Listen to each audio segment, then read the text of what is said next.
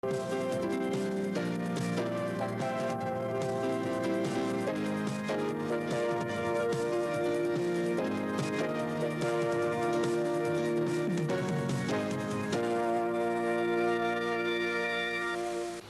a palavra para o professor José Walter Bautista Vidal.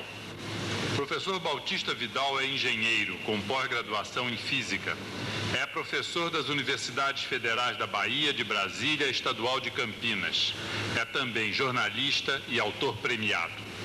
Foi secretário de Ciência e Tecnologia da Bahia, o primeiro secretário, e chefiou 3 vezes a Secretaria de Tecnologia Industrial do Ministério da Indústria e Comércio e Tecnologia. Foi o principal responsável pela implantação do Programa Nacional do Álcool. É autor de centenas de trabalhos, artigos, conferências, ensaios e livros. Recebeu, inclusive, o Prêmio Casagrande Senzala de Interpretação da Cultura Brasileira de 1987-88. Atualmente, dedica-se a realizar conferências em todo o país como lutador das causas nacionais. Muito obrigado. O senhor tem a palavra, por favor, professor. Eu quero agradecer pela extrema honra que me deu a direção desta casa, na figura do vice-almirante Odilon Wallenstein, do diretor cultural, o almirante Bittencourt, e de todos os membros da diretoria. Eu vou modestamente procurar dar minha contribuição nesse tema candente, né, que é a nossa Amazônia. E após essa exposição brilhante, claríssima do general Lessa, eu vou procurar dar as razões do perigo que a nossa Amazônia corre. Aquela indagação que o general faz, né, se é realidade ou é fantasia, eu acho que há uma resposta para isso, né? E eu vou procurar aqui fundamentar essa resposta. Na realidade, basta nós olharmos o momento que nós estamos vivendo no mundo. Nós estamos vivendo um momento perigosíssimo, né? Um momento em que o mundo está sobre a égide de dois colapsos fundamentais, que jamais a humanidade teve.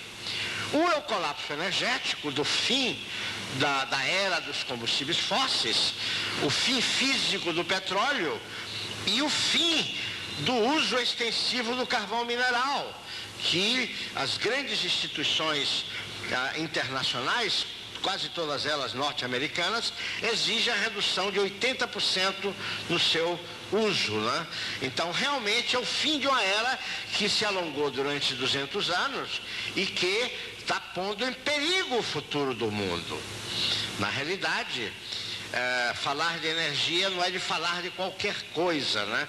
Quem movimenta o mundo é energia.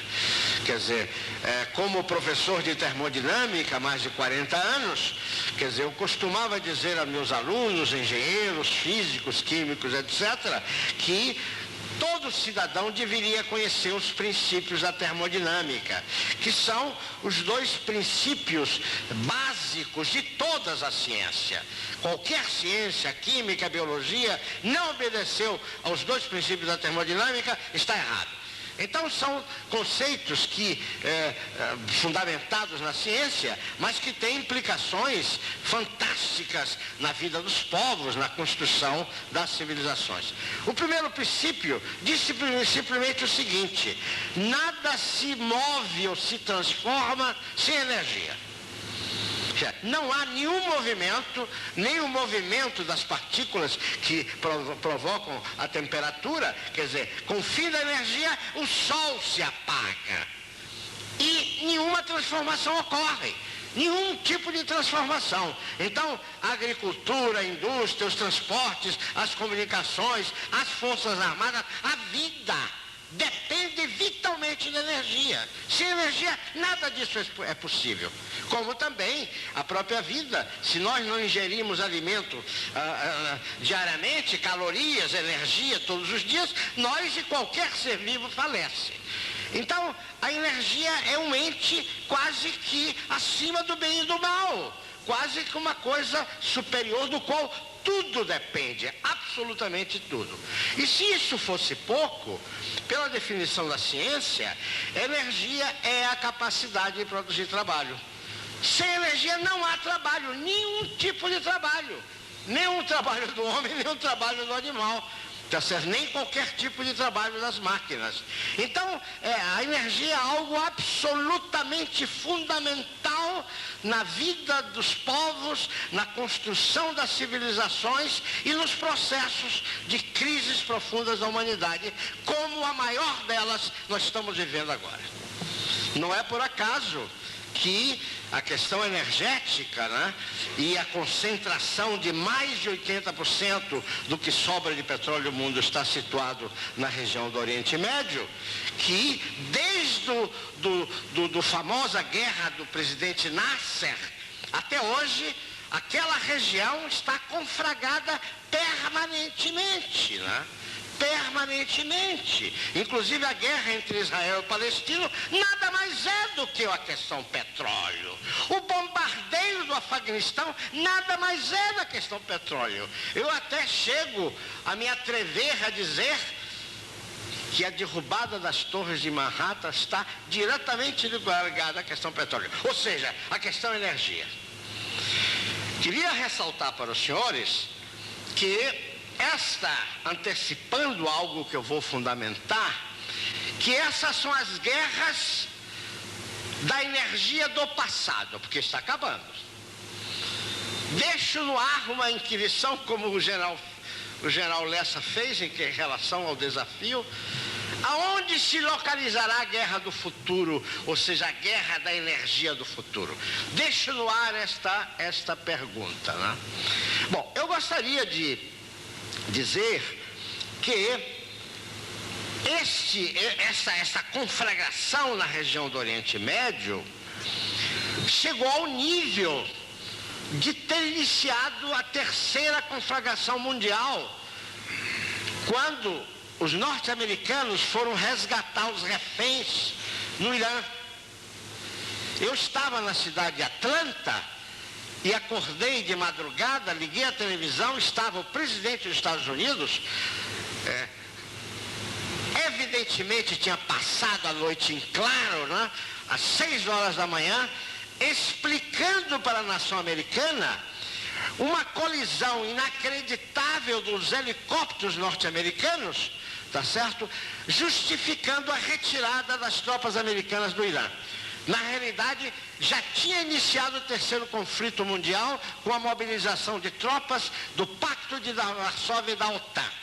E, evidentemente, ante aquela contingência, houve o recuo norte-americano, mais do que justificável e até deve ser aplaudido, porque o mundo iria entrar num processo de brutalidade jamais vista, né? E, quer dizer, então, veja a que ponto chega a questão energética e a questão petróleo. Até o início da conflagração da terceira grande guerra, e esta, uma guerra terrível, a guerra do Irã, ocorreu nessa fé. E claro, quer dizer, isto começou a ficar evidente a partir do embargo do petróleo, quer dizer, provocado, diga-se com ênfase, pelas corporações anglo-americanas de petróleo. Eu era professor visitante da Universidade do Texas quando ocorreu o embargo. Então eu fui a Houston, onde estão as matrizes das grandes corporações da Esso, da Texal, da Shell, e fui conversar com os dirigentes mundiais do petróleo que estavam em Houston, a 20 quilômetros da cidade de Austin, onde eu estava. E ficou claro que o embargo do petróleo não foi questão da OPEP. Foi a questão de um grande conflito norte-americano em que a economia americana dependia basicamente da indústria automobilística e a indústria automobilística impunha um preço do barril de petróleo a menos $2 o barril. Quer dizer, evidentemente isso provocava uma expansão mundial da indústria automobilística. E o modelo americano tem por carro-chefe a indústria automobilística. 25% do produto interno bruto americano é ligado à indústria automobilística. O modelo brasileiro também cópia do modelo americano. O modelo brasileiro é exatamente a mesma coisa. Então não interessava a indústria automobilística, que realmente tinha o poder.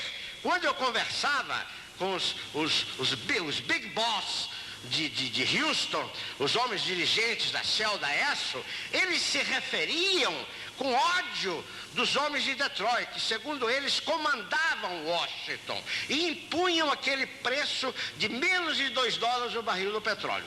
Então, na realidade, quer dizer, quem promoveu o embargo foram as companhias, quer dizer, anglo-americanas de petróleo, né? Tá certo? Enfrentando o poder de Detroit, tá certo? E houve mudanças profundas na estrutura de poder mundial. Antes do embargo, apenas uma corporação de petróleo fazia parte das 20 maiores empresas do mundo. Depois do embargo do petróleo, eram 9 companhias que faziam parte das 20 maiores empresas do mundo. Evidentemente, a derrubada do Nixon, o affair Watergate, tudo isso fazia parte daquela grande luta do poder mundial ocorrida dentro dos Estados Unidos. Bom, com essa reação dos homens do petróleo, na realidade, eles protestavam energicamente por aquele preço baixo que o consumo americano dava às corporações do petróleo. E, quer dizer, a indústria automobilística não tomava conhecimento. Não tomava conhecimento, eles aí ameaçaram: nós vamos cortar o suprimento de petróleo. Aí os homens de Detroit não acreditavam. Pagaram para ver e viram. Aí cortaram. Eu estava nos Estados Unidos quando ocorreu o embargo e foi uma loucura, né? Quer dizer, o que aconteceu naquele país. Havia filas quilométricas, quer dizer, os carros. Eu tinha um carro que me custou, um carro usado, né? Que me custou $1.500. Quer dizer, quando eu quis vender, não pagavam nem $100, que é um carro daqueles grandes, né? Enquanto isso, um Fusquinha valia $2.000.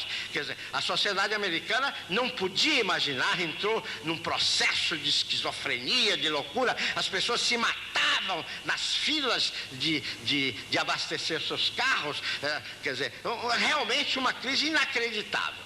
Evidentemente, isso ocorreu naquele momento e depois houve um acordo acertado, né, no qual as companhias de petróleo aceitaram o que eles chamavam dinheiro falso, dólar, emissões sem nenhum lastro. E o que eles reclamavam além do preço baixo, é que o petróleo estava sendo pago pelos norte-americanos com dinheiro falso.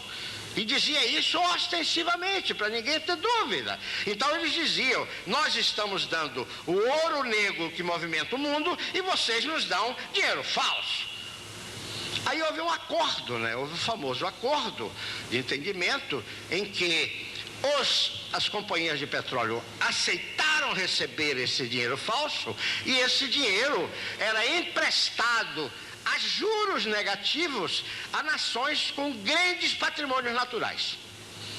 Eu me lembro, eu era vice-ministro da indústria no governo Geisel, quando o ministro Simons se defendia tomar empréstimos externos, porque eram juros negativos, era uma vantagem enorme. Então poderia, quer dizer, investir na ferrovia do aço, em Carajás. É claro que, felizmente, naquela época, o dinheiro era aplicado em inversões que fundamentavam a nossa economia.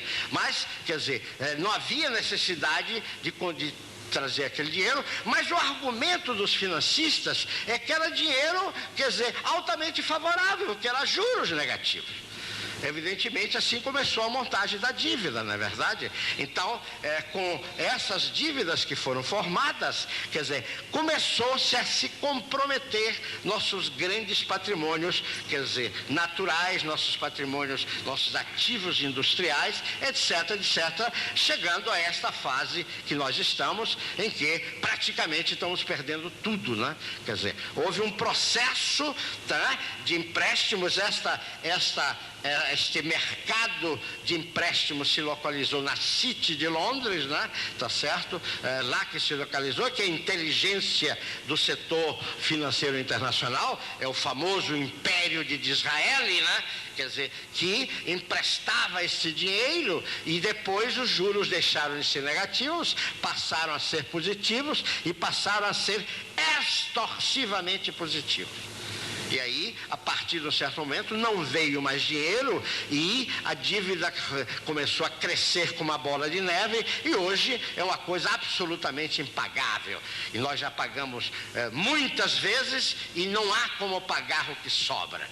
Enquanto isso, essa dívida cresce de uma maneira gigantesca. Quer dizer, nós começamos a transferir a troco de nada, praticamente, nossos patrimônios estratégicos industriais, nossos ativos industriais e nossos patrimônios naturais. É aqui que vem a questão central da Amazônia. Por exemplo, nós entregamos a Vale do Rio Doce por uma insignificância, né, que nem cobriu os ativos industriais. Quer dizer, a Docinave foi entregue por menos 20 milhões de dólares. A maior frota de graneleiros do mundo foi entregue por um valor negativo. Quer dizer, o Brasil teve que dar 20 milhões de dólares para o grupo que acedeu em receber a maior frota de graneleiros do mundo. Bom, 7.700 concessões, milhares de jazidas foram entregues por absolutamente nada. E o comprador é essa firma chamada Opportunity, cujo verdadeiro proprietário chama-se o Sr. Soros, que é o homem que derruba moedas, que controla o narcotráfico, coisas dessa natureza. E aí está o patrimônio mineral entregue a este grupo, né, suspeito, necessariamente suspeito, a troco de absolutamente nada. E além disso foi entregue, com a Vale do Rio Doce, uma área que, segundo o Tribunal de Contas da União, representava 28 milhões de hectares. O ex-procurador-geral da República, Aristides Junqueira, e eu identificamos no Código Penal Militar um artigo que dizia que seria objeto de 25 a 30 anos de reclusão o indivíduo que intencionasse internacionalizar uma área superior a 2.000 hectares sem aprovação do Congresso. Bom, foi internacionalizado, não houve intenção, foi internacionalizado 28 milhões de hectares, segundo um dado do Tribunal de Contas da União. Doutor Aristides Junqueira e eu fizemos uma representação à Procuradoria-Geral da Justiça Militar, solicitando que a Procuradoria conferisse o dado do Tribunal de Contas da União. E, claro, como consequência, aplicasse a lei explícita. Foi arquivado até hoje, não foi utilizado. Está arquivado, mas está lá arquivado. Qualquer momento pode isto ser conferido, né, com o que o Tribunal de Contas levantou, e evidentemente este patrimônio, o maior patrimônio mineral do planeta, voltará às mãos brasileiras porque feriu frontalmente o Código Penal Militar brasileiro.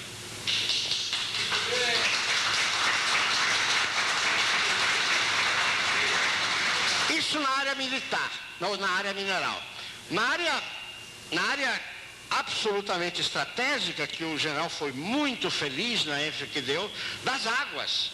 O Brasil detém 20% das águas do planeta Terra. O segundo país é o Canadá, aliás, um pouco mais, né? 20 por um quarto, né?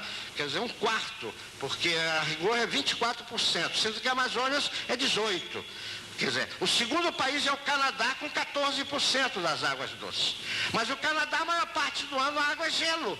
É pedra, não é usável como água.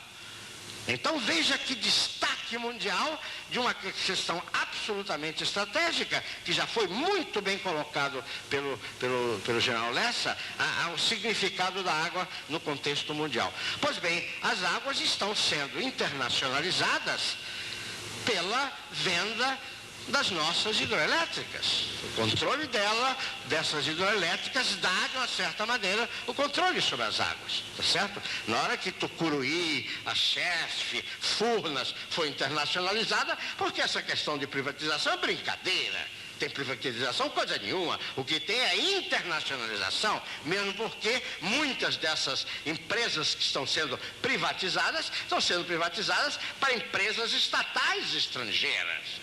Então não há privatização nisso, há internacionalização e doação de patrimônios gigantescos, né?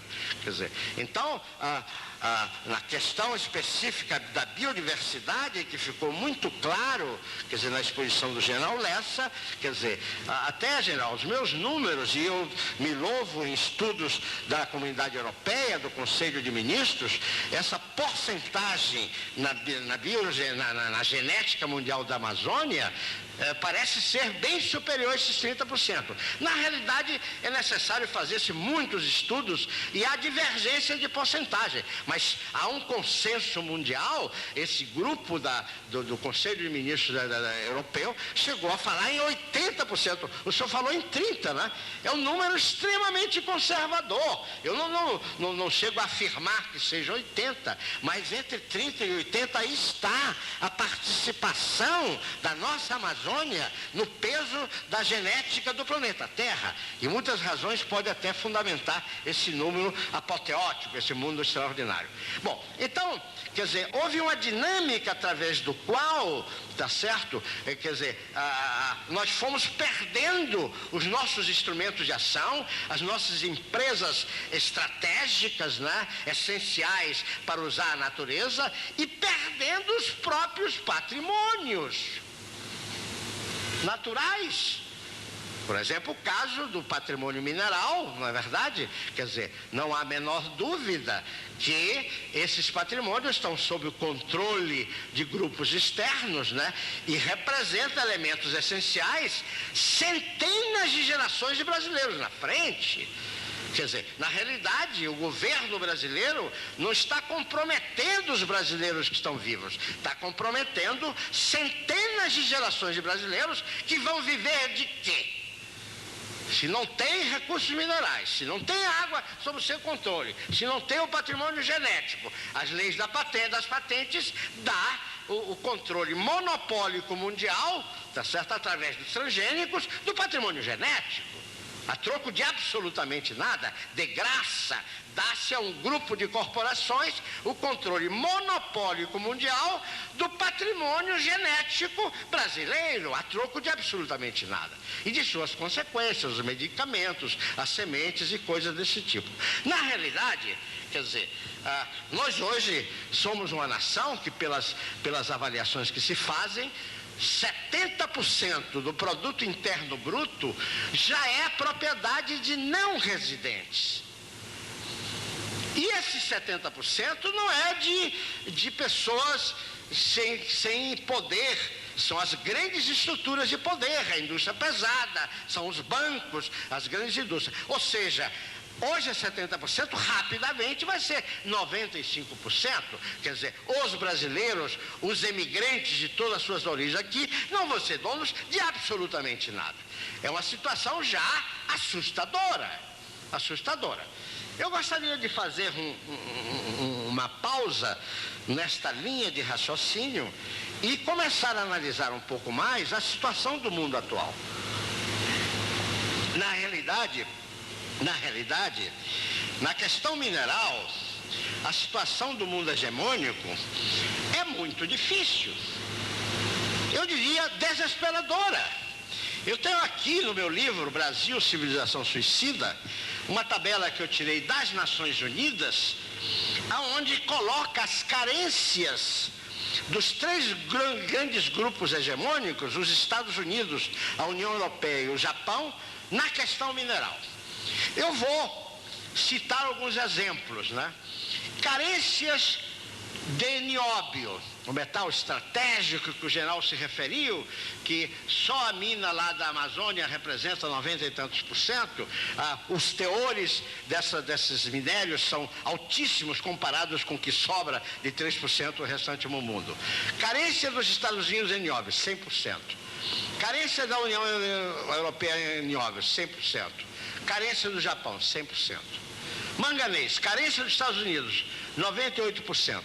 Carência da União Europeia, 100%. Carência do Japão, 100%. Alumínio, carência dos Estados Unidos, 91%. Carência da União Europeia, 97%. Japão, carência 100%. Tântalo, carência dos Estados Unidos, 91%. Carência da União Europeia, 100%. Carência do Japão, 100%. Estanho, carência dos Estados Unidos, 82%. Carência da União Europeia, 80%. Carência do Japão, 85%. Evidentemente, eu não vou continuar lendo, senão meu tempo vai se esgotar. Aqui está o zinco, o antimônio, o cobre, os fosfatos, a níquel, o cobalto, o cromo, a platina, o níquel, o tungsteno, o vanádio, o chumbo, o molibdeno, carências dessa ordem. Quer dizer, é uma situação desesperadora. Eles não têm um elemento absolutamente essencial, que são a parte mineral. Enquanto isso, a Vale do Rio Doce, o maior patrimônio mineral do planeta Terra, é entregue a um grupo suspeito, ferindo frontalmente o Código Penal Militar. Há uma frase do Lester Brown, que é o diretor-geral do World Watch Institute, que é a maior organização do mundo em questões ambientais, dizendo que todos os bens do homem, todos os bens, vêm de dois ramos da natureza, que é o ramo dos minerais, e claro, aí está incluída a água, dos minerais e dos produtos da fotossíntese. Tudo vem daí. Eu até hoje isso fez parte daquele livro, A Situação Mundial, de 97, tenho desafiado amigos, auditórios, e eu mesmo tenho procurado uma exceção. Até agora não achei nenhuma exceção. Então são os minerais e os produtos da fotossíntese. Quanto aos minerais, nós já vimos qual a nossa situação. Nós somos a maior potência mineral do planeta, superior até a Rússia, que detém reservas ponderáveis, a Austrália, a África do Sul, mas a nossa situação em termos de variedade, de dimensões, de potenciais ainda não evidenciados, principalmente nas 6 províncias previstas para a Amazônia, além de Carajás. Agora, vou entrar na questão que me parece a mais importante entre todas essas, que é a questão dos produtos da fotossíntese. Na realidade, todas as fontes energéticas utilizadas pelo homem em todos os tempos têm por origem o Sol, com apenas 3 exceções, que é a energia das marés, que é o campo gravitacional Terra-Lua, a energia geotérmica, que o núcleo da Terra é uma liga de ferro-níquel a alta temperatura, e lençóis de água que passam próximas, dá água aquecida, como em Caldas Novas, em Goiás, nos Geysers, nos Estados Unidos, mas sua utilidade é limitada, né? Quer dizer, a energia das marés também de difícil utilização. E a questão nuclear. Fora essas 3 exceções, tudo vem do Sol. Na questão nuclear nós temos 2 ramos. A fissão nuclear, que eu considero uma coisa, quer dizer, que pode destruir o mundo, que impõe perigos supremos. Eu não vou me detalhar nessa fase, mas na fase dos debates posso aprofundar. A questão nuclear é uma coisa tão terrível, né, por causa da sua insegurança. Haja visto os 2 grandes acidentes entre Mailala e de Chernobyl. O Chernobyl não destruiu a Europa porque os ventos estavam na direção norte. Senão, talvez a Europa tivesse destruído por contaminação radiativa. Mas a questão mais grave da fissão nuclear é a produção do material radiativo, o terrível plutônio. 1 micrograma de plutônio mata uma pessoa. 6 quilos de plutônio mata os 6 bilhões de habitantes sobre a Terra. E esse plutônio, que não existe na natureza, tem 130 mil anos de vida média. Ou seja, dentro de 500 mil anos ele continua matando. E ninguém sabe como guardar, como proteger a vida desse plutônio. Ninguém sabe. Estão enterrando isso em grandes recipientes de grande espessura nos fundos do mar, mas não há nenhuma garantia que esses materiais não venham se deteriorar e venham contaminar os mares, e aí a vida sobre a Terra acaba. porque na hora que o plutônio contaminar os mares, quer dizer, o plutônio continua matando dentro de 500 mil anos. O homem neandertal tem 100 mil anos para trás. O plutônio mata 500 mil anos para frente. Então eu fiz minha pós-graduação em física nuclear, eu considero a questão nuclear como uma questão contra a vida. Isso é de tal maneira grave que a Alemanha, não é um país qualquer, deu interrupção a seus reatores nucleares, só vão deixar cumprir a vida útil do que existe, e encerrou o programa nuclear. 30% da energia elétrica da Alemanha dependia hoje já da energia nuclear. A Alemanha decidiu, fechar os reatores que eles tinham no fim da sua vida útil e não autoriza nenhuma nova, reator ser construído, por causa desses efeitos tremendos, né? A França, por exemplo, que está caminhando nessa direção, corre o risco de ter que construir uma sociedade policial, porque qualquer coquetel molotov pode explodir a Europa, sendo jogado no núcleo de um reator. Isso é perfeitamente possível. Então, os perigos desses reatores, agora que estamos na fase dos atentados, imaginem, com esses reatores com milhares de funcionários lá dentro, como é que isso pode ser controlável, né? Então, a questão da fissão nuclear, por causa dos perigos que oferece, da precariedade tecnológica e desta coisa tremenda que é o material radioativo plutônio, não se justifica a qualquer pessoa com o mínimo de sanidade ou com o mínimo de respeito à vida e ao sagrado que é a vida. Muito bem. Por outro lado, todas as formas energéticas vêm do Sol. Todas. Não só as renováveis, mas também as não renováveis.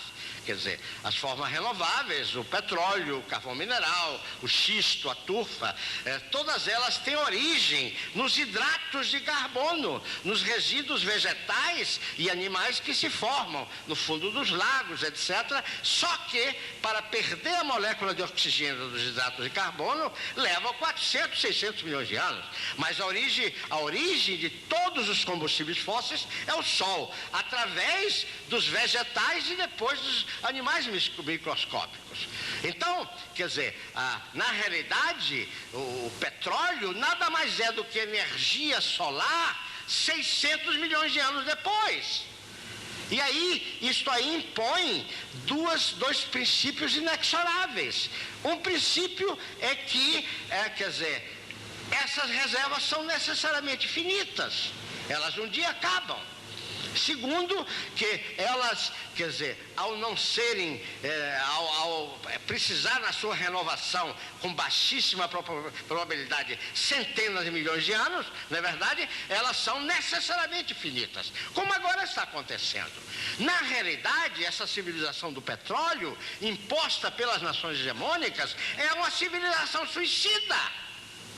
Porque na hora que o petróleo acabar, o mundo todo se desmonta. Fica inviável de sobreviver.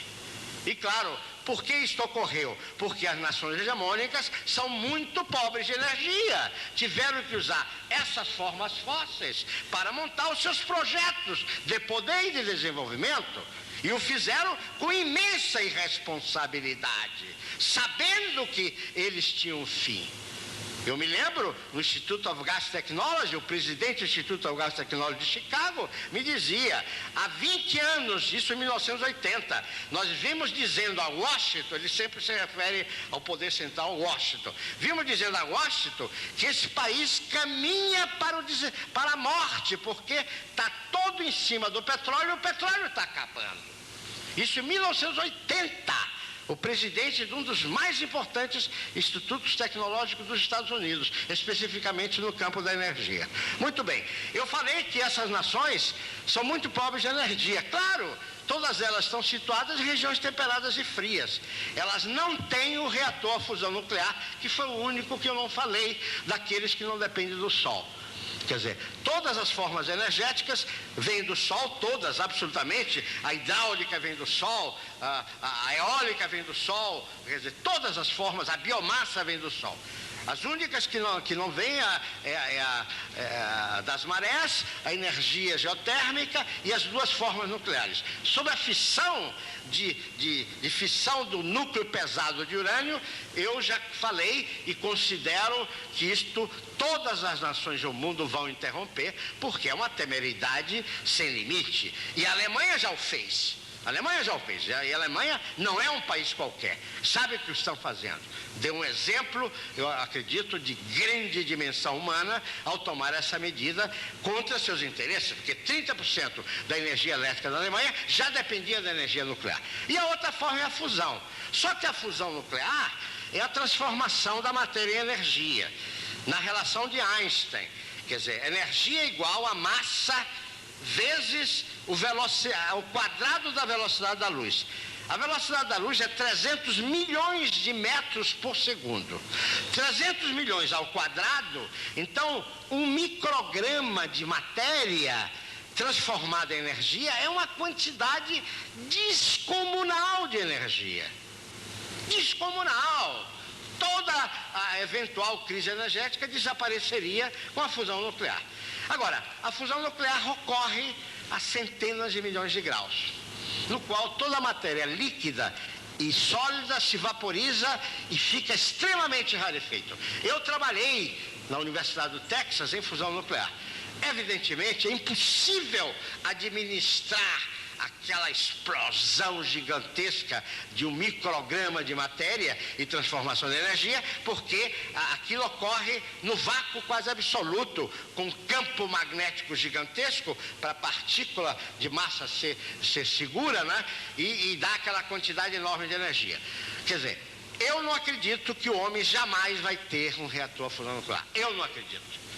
Evidentemente, não posso dar provas, porque a ciência pode ter saltos. Nunca teve, a ciência nunca teve saltos. Mas não me nego a admitir que um dia possa ter saltos e mudar toda a ciência existente, né? Mas na realidade, com a ciência existente, com os princípios da termodinâmica, é impossível, né? E a nação que dominasse o reator a fusão nuclear seria automaticamente a nação mais poderosa do mundo, que ia ter energia sem limite, né? E energia é a grande fonte de poder. Não é papel pintado, falso, emitido por um grupo de delinquentes internacionais que representa o poder mundial. O poder mundial representa energia. Energia em primeiro lugar, depois tecnologia, que é a capacidade do homem de usar a energia, quer dizer, solo, terra, água, isto que é o concreto. E quando nós vemos, quer dizer, o nosso país, nos dois ramos do qual sai tudo dos bens e serviços do homem, o campo mineral e o campo dos produtos da fotossíntese, no campo mineral nós somos a maior potência do planeta. E na fotossíntese somos o único nação do mundo que temos um reator a fusão nuclear de quantidades imensas de energia, que é o Sol tropical. Nós somos indiscutivelmente a maior potência energética do planeta, porque somos a única nação que temos um reator a fusão nuclear à nossa disposição, que é o Sol. E que está a suficiente distância para não nos perturbar. Pelo contrário, para nos dar tudo o que temos, é Ele que nos dá, é quase que um Deus, né? E no núcleo do Sol ocorre a fusão nuclear, que espalha pelo espaço uma quantidade imensa de energia e vai alcançar a milhões de quilômetros uma poeirinha insignificante que é o planeta Terra, dentro do cosmos. E sobre o hemisfério dessa poeirinha cai por dia uma quantidade de energia solar equivalente a todas as reservas de petróleo descobertas em todos os tempos, inclusive as não descobertas ainda, apenas inferidas. Então, essa civilização do petróleo é a civilização de um dia da energia solar, que é intrinsecamente a energia dos trópicos. Porque essa energia é muito mal distribuída. Ela se concentra nas regiões intertropicais. Nos países nórdicos, a sol, a luz, pouca poucas semanas por ano. Em Viena, que fica cá embaixo, no centro da Europa, tá certo? Às 3 horas da tarde no inverno tem que se acender as luzes, porque as pessoas colidem por falta de luz.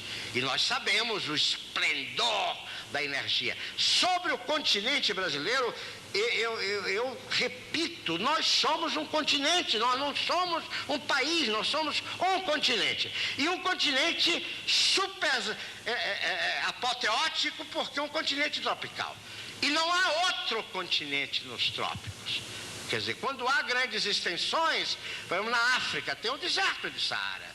Na Austrália, 3/4 do território da Austrália é deserto. Onde é que existe trópico com água?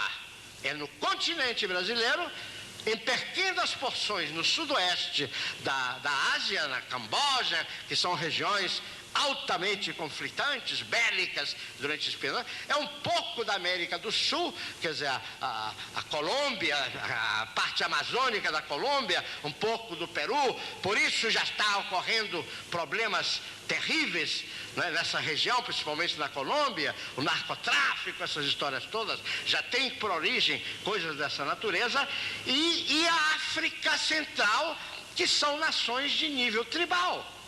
Quer dizer, a única verdadeira nação que detém o reator a fusão nuclear é o continente brasileiro. E aí nós ficamos em posição única no grande colapso energético, tá certo, dos combustíveis fósseis, que representa o fim de uma era sem alternativas, com o colapso da fissão nuclear, com o colapso, com a moratória da fusão nuclear, sem alternativas. Então nós seremos indiscutivelmente a grande potência energética e, portanto, a grande potência do futuro, porque sem energia nada é possível. Nós estamos falando de coisas concretas, não estou falando de emissão de moeda falsa, de moeda que não tem lastro em riqueza. Estou falando do essencial da riqueza, que é a energia. E claro, se nós adicionamos a isso a água, se adicionamos a isto, quer dizer, esta quantidade fantástica e diversa de minerais, se aí vem como consequência a biodiversidade, nós podemos, esse território continental quase que vazio, concentrando-se de uma maneira absurda nessas megalópolis absurdas, com 30 milhões de habitantes, enquanto o continente todo vazio. O general aqui enfatizou, né? Quer dizer, o vazio daquela amazônica extraordinária, daquela riqueza enorme, não é verdade? Então, nós estamos, quer dizer, predispostos a ser irremediavelmente a grande potência do planeta. O momento, meus amigos. Ao mesmo tempo que essa predisposição da natureza, as nações hegemônicas dependem vitalmente desses patrimônios naturais nossos para sobreviverem. E como elas têm uma enorme capacidade de matar, estão, como o general aqui mostrou, passando por cima de toda um conjunto de conceitos de defesa nacional, de preservação da nacionalidade, de soberania. Quer dizer, esta extraordinária hipótese que jamais nenhuma nação teve de se tornar o grande exportador de energia do planeta, pode se transformar em tragédia. Então agora eu posso responder aquela pergunta. Essas guerras todas do Oriente Médio são as guerras da energia do passado. Onde pode estar a guerra da energia do futuro? Onde estará a guerra da energia do futuro, que é essencial para que as nações hegemônicas, muito pobres de energia, de minério, de água, de biodiversidade, tá certo? Para sobreviverem e manterem o seu poderio, qual é a região que eles precisam tomar e, se possível, massacrar? Porque a biomassa, que é a grande veículo de captação dessa energia solar, num casamento do sol com a água, Este casamento dá os hidratos de carbono, dá formas energéticas, quer dizer, facilmente manuseáveis, dá o açúcar, quer dizer, dá o amido, que facilmente se transforma em álcool. Os óleos vegetais já se aplica direto e faz 40 km por litro, quer dizer, nos motores de ciclo diesel. A floresta com produtividades de 50, 60, 100 metros cúbicos por hectare ano, um metro cúbico de madeira equivale a um barril de petróleo. 100 metros cúbicos por hectare ano são 100 barris de petróleo por hectare ano. Isso se consegue aqui no Espírito Santo. No Cerradão Mineiro se consegue 60 na Acesita Florestal. Quer dizer, 60 vezes 30 dólares o barril são 1.800 dólares por hectare. A pecuária dá 100, a floresta dá 1.800, a soja dá menos de 500. Para vocês terem ideia da altíssima riqueza tropical, eu nem estou mais falando da Amazônia.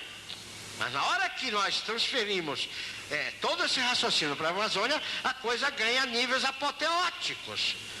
Enquanto sobre o Brasil incide por dia, sobre o continente brasileiro, uma quantidade de energia equivalente à energia de 360 mil usinas de Itaipu, a maior usina hidroelétrica do mundo. Então, cai sobre o Brasil por dia o equivalente a 24 horas de 360 mil Itaipus. Sobre a bacia amazônica, general, cai o equivalente a energia de 6 milhões de bombas nucleares do tamanho jogado sobre Hiroshima. Essa energia que incide sobre a bacia amazônica. Grande parte dessa energia vai na formação da floresta. Porque o que é a floresta? É celulose, é amido, são os hidratos de carbono. O que é que faz o hidrato de carbono? É a captação da energia solar pela fotossíntese com CO2 e a água. Se eu vejo um papel absolutamente estratégico, o deserto de Saara tem muito sol, mas não tem água, não adianta. Na Austrália tem muito sol, mas não tem água. Quer dizer, aqui é que há essa convergência deste casamento milenar da água com o sol. Aqui é que é possível no nosso continente as civilizações do futuro, porque sem energia não existe a possibilidade de civilizações. Então nós temos que fazer uma revisão profunda do que nós realmente somos e vamos assumir essa visão dada pela natureza e pela ciência. Entretanto, nós somos conduzidos por contadores que nem sabem nem querem saber o que energia é. Estamos dirigidos por políticos que não têm nenhum respeito pela ciência, que ignoram e fazem questão de ignorar os princípios da termodinâmica, por ideologias que se afastam da natureza, que negam a natureza como a base de tudo. Um mundo esquizofrênico, de malucos. Meus amigos, está na hora de nós assumirmos este quinhão divino que é esse continente brasileiro. Está na hora de nós assumirmos com todo vigor e com todo amor, porque ele vai dar tudo o que nós precisamos. E vamos dar uma lição ao mundo. Vamos construir a mais bela, a mais apoteótica, a mais justa, a mais solidária civilização que o homem já viu nesse nosso mundo de infortúnios. Muito obrigado.